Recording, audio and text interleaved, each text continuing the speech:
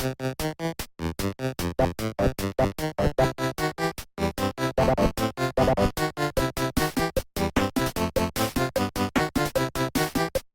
pew, pew, pew, pew, pew, pew, pew, pew. Welcome back.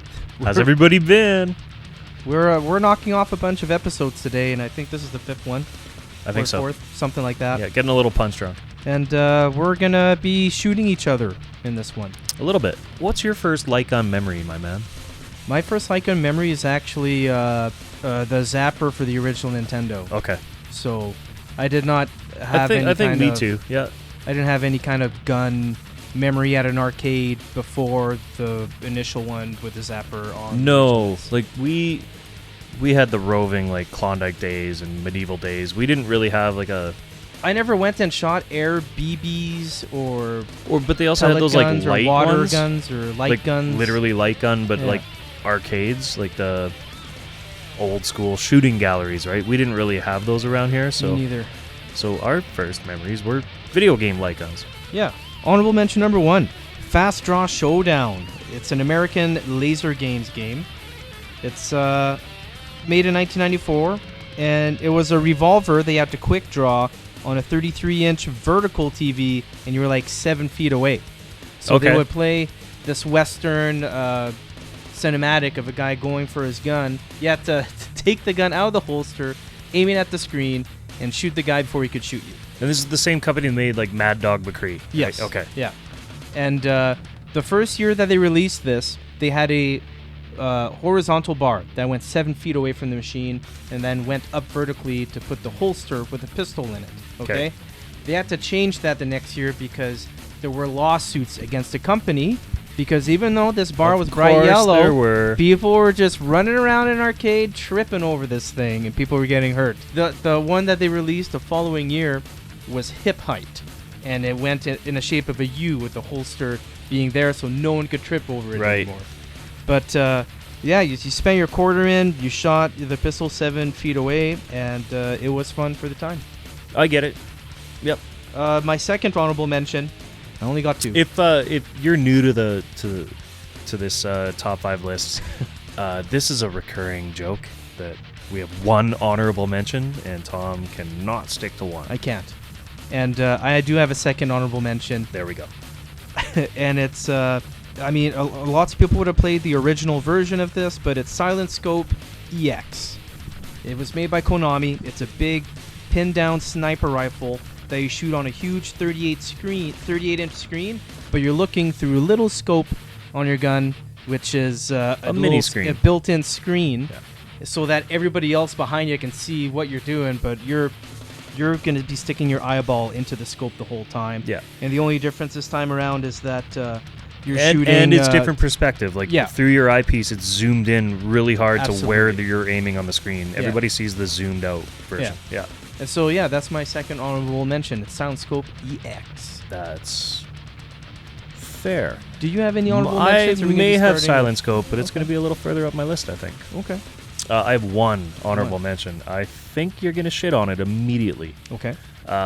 Released for the Super Nintendo. Super Nintendo, okay. It's Battle Clash. It is. Oh. Made by Intelligent Systems, which I never dug Intelligent this Systems game. was one of the best dev houses for the Super Nintendo. They also made Super Metroid.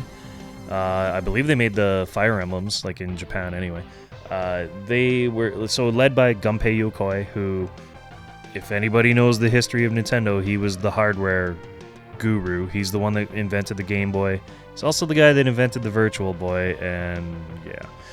But he was also the one that came up with the mantra that Nintendo still sticks to this day, lateral thinking with withered technology, which is Nintendo puts out cheap hardware, Yeah, like they do. inexpensive hardware, and they make incredible games with it. Yeah. Battle Clash, I would not put it in the incredible games category, but that Super Scope was balls on accurate, man. Yeah, it was single really cool pixel looking. accurate. Yeah. Very cool.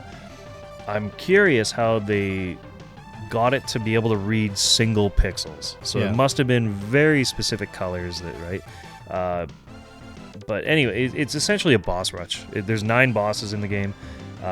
It has unique weaknesses and patterns. There's rapid fire, there's bombs, there's these like energy bolt things, there's power-ups. You can, if you beat it once, which trust me you will, it's not that hard. No, it's not. It opens up the difficulty levels and you can get way harder. The main reason I'm putting this in my list, next to zero slowdown, which was beyond impressive for a Super Nintendo game that had that much shit happening on screen at once. Yeah. Very impressive game. You will get bored with it after about a weekend. So it's a perfect rental, but that's my honorable mention. Moving on to my number 5, and I'm gonna hate myself for this.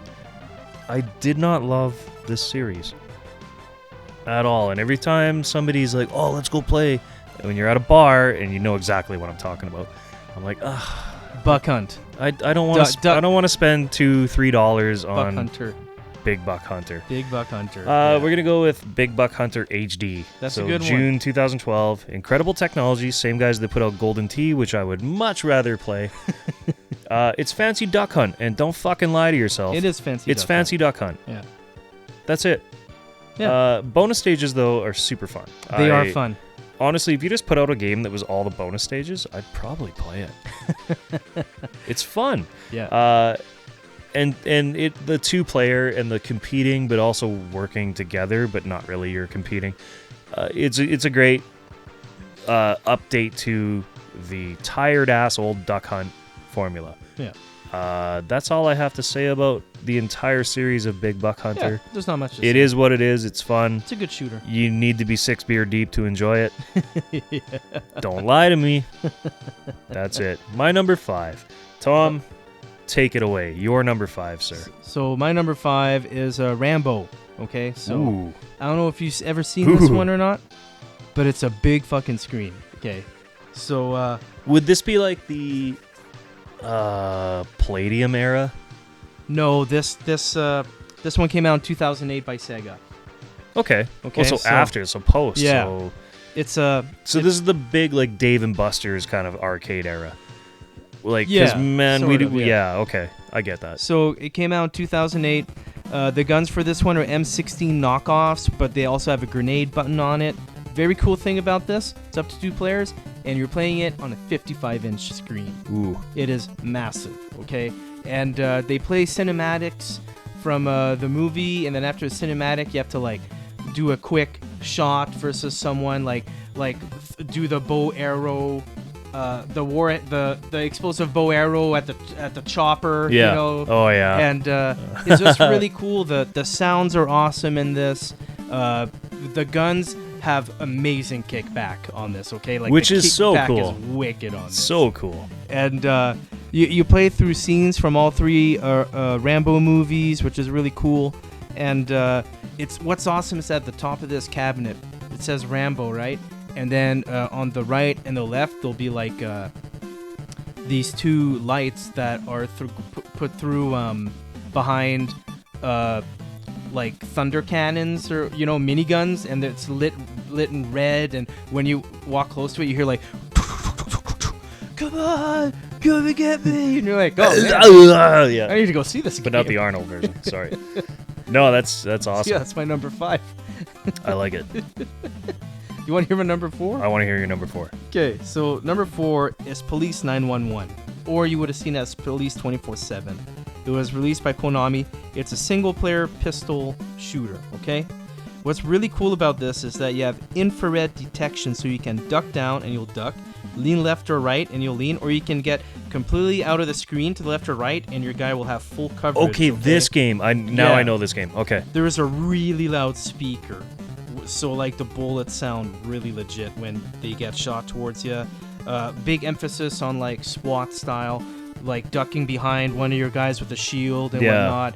A big red beacon at the top. Just a really cool game. The infrared bars were made really cool, but with like white and black like police stay behind tape. You know what I mean? So it looked part of the game. It was a lot of fun at the time. Police 911. That's my number 4. That I'm trying to think, like, is it Police Knots that kind of ripped this game off a little bit? Maybe. I'm trying to think. I don't know. This one came out in 2000 by Okay. Konami. My number 4 Yeah. is one of your honorable mentions, because you can't stick to one.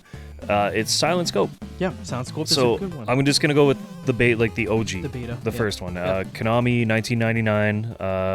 It came out on Dreamcast, and PS2. But you're missing the point if you play it at home. You need here. the big honking You gun. need the sniper rifle with the scope. Like, that's what's so cool about this game. It was so memorable to see that for the first time. Yeah. Going to an arcade and seeing a huge gun like that, and then you got closer to the gun, and you saw a little screen inside the scope that was not reflective of the screen behind it. You're like, holy crap! They put a lot of time and effort into this game. Oh yeah, like to me, the game itself, it's a rail shooter. It's auto advance. It's like every other, honestly, arcade Lycon game. It's not that special, really. You look back at it now and it's like, oof, it's kind of rough on the eyes. Even It's pretty bright. It's not that great. But that little scope and it magnifies whatever part of the screen that you're aiming it at, and that's just ingenious. Yeah. There was like some areas even had night vision mode, and that was cool as shit because the scope had, like, on screen it was really dark, but in the scope it was all like that green, like inverse whatever. Headshots, you got like bonus points for shooting the hand holding the gun, shit like that was cool. It Really was just cool. a different take on the existing, but even the PS2 version, like the home one, it played pretty decent. But I mean, you're still the arcade is the experience It's on this the one. experience, man. And what an experience! Yeah. Speaking of arcade experiences, this one's way up there for me. Number 3. Number 3. Made by Sega, AM3, September 1997. So this was like right when fighting games were still holding on, but the power in arcades were slow. It was shifting over in Japan heavily to like shoot 'em ups, and for us, arcade shooters like Lycon. This was one of the best. It was The Lost World, Jurassic Park. Oh man, that was so much fun. That almost made my list. Like, so, and yeah, if you haven't played this, pull up a World of Long Play or whatever. Yeah. You're playing as one of the Rangers, and you're searching for Ian and Sarah. Yeah. It's Lost World. It's awesome. Lost World specifically. It's not like Trilogy or A great 2-player experience. very. Yeah. 5 levels, and they're based fully on the movie. This wasn't exclusive. A lot of games were starting to do this. It has dynamic difficulty, so the better you're playing, the harder the game gets. Kind of like Virtua Cop or House of the Dead. Yeah. House of the Dead was like the one that popularized it the most. Also didn't make my list, Yeah, me neither. which is wrong. Yeah. Like I understand it's quintessentially Hall of Fame Lycon shooter. Special edition had like rotating, vibrating seats, which I never found. I never found that it one. blew air in your face every time the T-Rex roared. That's cool. So like that's fucking ballin', man. 80-inch screen instead of a 50-inch screen. Yeah, huge. 80. Fuck. So when this revealed at E3 1997, rival dev houses apparently secretly praised the shit out of it, and they were like, this game is amazing even without the license. So like, even if it wasn't based on Lost World, if it was just a random prehistoric whatever, all the other developers were saying that like this game is a fucking hit and we're jealous. It was so much fun. Gaming mags all called it the best in show for arcade. Yep. If you find this out in the wild, saving park staff will get you upgrades. Yes. Your weapons will get better. You'll get health Have the tie-in upgrades. of shooting him by accident. Yes, which we all did. Or you would just say fuck it and move on. Like, I'm not going to waste the bullets of reloading for this guy. Oh no, you want to. The game gets significantly easier if you have the upgrades, because that dynamic difficulty will fuck you in this game. Yeah. That's my number 3. That's a good number 3. I like it. You're going to have a good one right now. My number 3, one of Shigeru Miyamoto's classics, is Hogan's Alley. Okay. We talk about this game often. This is my favorite zapper game for the original Nintendo. I played a lot of Duck Hunt, but I loved playing Hogan's Alley. I loved the quick draw process of figuring out if you're going to shoot a good guy or a bad guy. It was really cool to be put through the town, and then every window in some buildings would either be a hostage or a bad guy. Really cool game. I will objectively call it the best of the Zapper Lycon series for NES. Yeah, I agree. Yeah. What was that? I farted. Oh.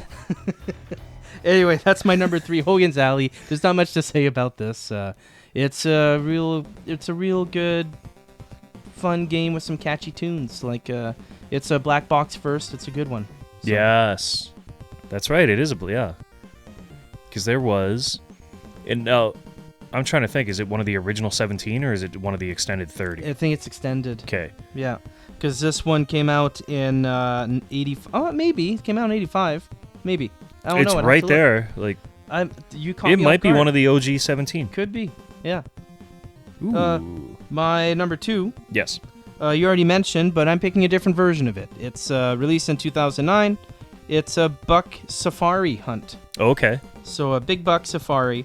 Really cool fucking pump action shotgun. The first arcade game, that series. I failed to mention Yeah, it wasn't the it was first a shotgun. pump action shotgun that Really you use cool. in Big Buck. Yeah. And then if you're like me, and you get 5 shots, right?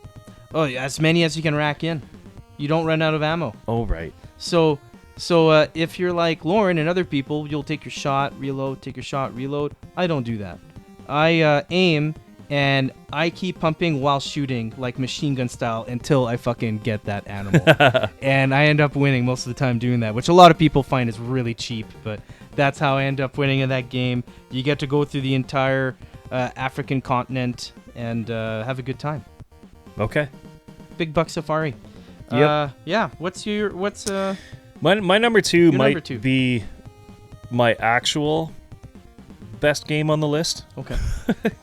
Which tells you my number 1 is a sentimental. My number 2, made by Nextech for Namco. Okay. February 2003. I'm gonna go, the whole series is fucking amazing. I'm gonna go with Time Crisis 3. Okay, Time Crisis, yeah. 3. And Crisis if you've 3. never played a Time Crisis, the whole reason they kick fucking ass is there's a pedal on the bottom of the arcade You just cabinet. slam it down. It is your cover pedal. Yeah. Outstanding. It's a linked co-op system. I don't think Time Crisis 1 had it, and I'm trying to remember Time Crisis 2 how you play, because it was multiplayer. Yeah. Time Crisis 3, specifically the multiplayer, is 2 different viewpoints. So you're not in Jurassic Park. You're both sitting in the same Jeep. Yeah. And you're shooting the same direction. In Time Crisis 3, it's not. Like, Tom is on the opposite side of the courtyard, shooting at a totally different angle to me, and so I have guys facing me. He can snipe them in the back of the head, and I can do the same for the guys trying to shoot at him. Pretty cool at the time. If you work together, you can dominate that fucking game. It's super fun. That's actually a really fun series, and the third one's actually my favorite one, too. Yeah, that's... I think it's the best one. It is. Period. Yeah. You have the ability to switch between. So in the first 2 Time Crisis, you picked up a special weapon and you just started using it. Yeah, you didn't get a choice. You used it until it was gone. In this one, you actually can cycle through the 4 weapons. Right. You get that handgun with the 9 clip is unlimited ammo. You keep reloading and firing away. But the other ones. There's shotgun. There's a rapid fire machine gun. Yes. So those ones you run out, but as long as you focus on the yellow enemies, you can get them to drop ammo, and then you can keep going forever. And that's where you get that working together, but not really, because I want the fucking shotgun ammo and piss off. The cutscenes are out of fucking control. Yeah, they're nuts. Just watch the intro of this shit. They're so fucking It's 2 dudes fishing off a boat offshore, and it's I'm trying to remember it fully now. It's Coast Patrol comes up, but they're actually terrorists, and they throw dynamite onto the boat, and the 2 guys are oh no, and they run under the into the galley. but then they come flying out the back end of the boat as it explodes on 2 fucking jet skis.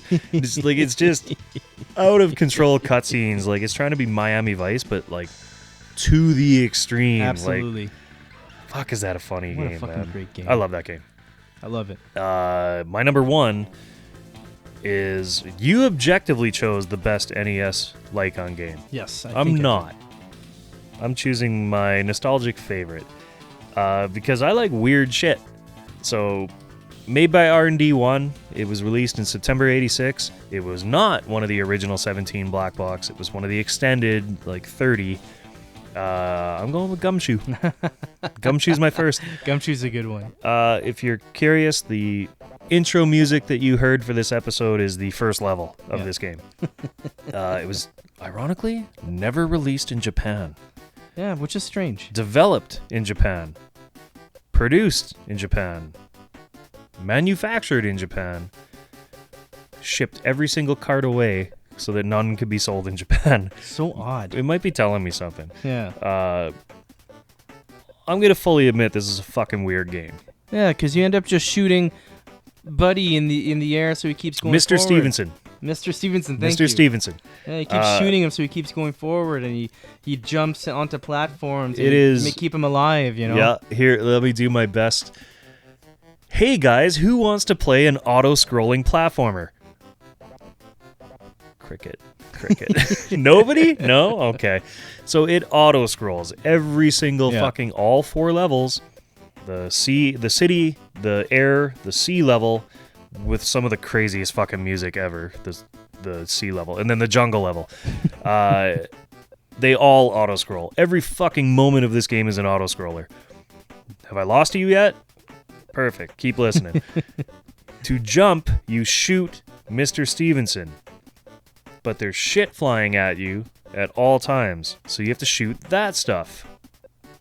But also shoot yourself because you're going to land on hazards. So you got to either keep floating Mr. Stevenson in the air, and you have you have unlimited double jump. You can keep shooting him in the air and he'll keep going up. Or you leave him on the ground where it's safe and you shoot everything else. Or a combination of both. It's a frantic shooter. What a ridiculous game. It's ridiculous and it's fucking hard. It's such a ridiculous game. It is really fucking hard. Yeah. I have never beat this game. And I mean, I was chronically addicted to it when it came out. I played the shit out of this game. I, in fact, have never made it to King Dom, like the final guy. Who stole your daughter, Jennifer, by the way. Wow, and you have to what a get good story. You have to recollect the Black Panther diamonds to exchange with him to get your daughter back. And I'm going to go ahead and say it. King Dom looks suspiciously like a rejected Bowser drawing. Maybe that's what it is. Probably is. There's also these balloons that are scattered throughout the level, in the air, on the ground, whatever. What it doesn't tell you, and I don't remember ever reading the instruction manual for this game, you turn those balloons into bullets for the final fight. So if you don't collect them, you're fucked. So you could play the entire game and get to the final boss, but if you didn't collect those balloons, you run out of bullets immediately, and then you just die, and it's game over and back to the start. Yeah, try it again. This is the game. We all did it. You're supposed to sit like 8 feet away from a 28-inch TV. Way. Yeah. I sat about a foot away from this TV trying to beat this fucking game. It's one of those that guys. hard, man, because it's a really floaty jump, and even if you collect a roast chicken, it turns your like brown trench coat pink, so you get like a free hit. Man, this game is like the ultimate in like memorizing when to float, when to jump, and all that. Like it's so hard. It's a funny game, but it's a side-scrolling Lycon game. How many have you ever played? Really? Not many on Nintendo. Not often. One. Gumshoe. That's it. That's my number 1. Tom, take us away. So this is a special game, and it came out during a special time because good movies were coming out at this point too. And this is also the first gun to have some good vibration in it. It's a pinned-down model of a M418 pulse rifle from the Alien series. And I'm talking about specifically Alien 3. Yes. It was made by Sega. There's 7 levels. There's boss fights. There's a grenade button on the gun. And like I already said, the shaking mechanism is like a solid 8 out of 10. Like, it kicked back pretty damn hard. Yeah. You shoot facehuggers, aliens, bad guy soldiers. No one is safe when you have this M4A1 rifle in your hands. And it was memorable playing this. Was it a big screen? No. Did it look dark? Yeah. You could play 2 players, and it was the first shaky gun game I've ever played, which was really cool at the time. Yeah. And sure, it was, revolved around the shittiest of the Alien movies, but that being said, it was so fun shooting aliens and seeing them explode and shit. It was a really cool game at the time. Yeah. And it's a really good memory still to me to this day to have played Alien 3 on an arcade cabinet. Yes. Yeah. That's it. It's just a really cool... Yeah, a lot of this is going to be arcade heavy, of course, because that force feedback, you couldn't get at home, right? No, not yet. Not And for a couple years. That's what that kind of explains my number one. It's something that you couldn't have in the arcade. Yeah. It was a healthy mix of both. Why don't you, in the comments, tell us why we're fuckheads for not putting Lethal Enforcers in there, or House of the Dead? Yeah. We didn't put that in there. We can take it. We look forward to those comments, but in the meantime, this is the Expurtz, and have a good day. See ya.